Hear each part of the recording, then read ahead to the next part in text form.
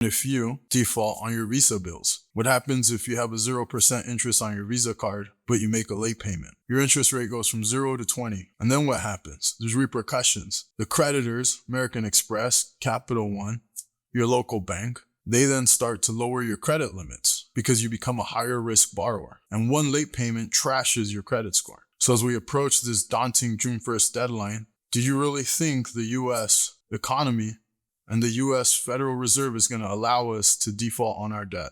Tell me in the comments below what you think. I'm going to give you my opinion. I don't believe so.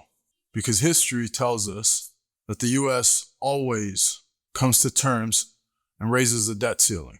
Here's why. The more inflation, meaning the lower the value of the dollar becomes, the less expensive that debt actually is. So the longer the U.S. holds the debt, the less they actually have to pay back. Now, they have some easy solutions that would have drastic repercussions.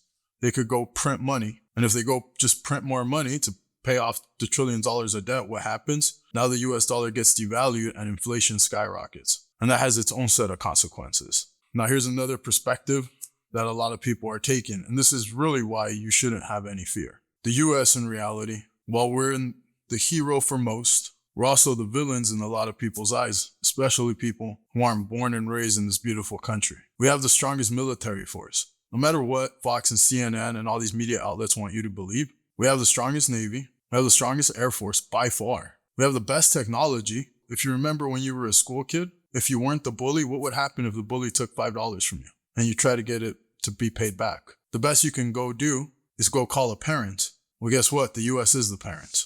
The US is daddy. And the US is the daddy that can beat up all the other daddies. So very simply, if all else fails, the US can simply say we're not paying it back. And that has its own set of consequences as well.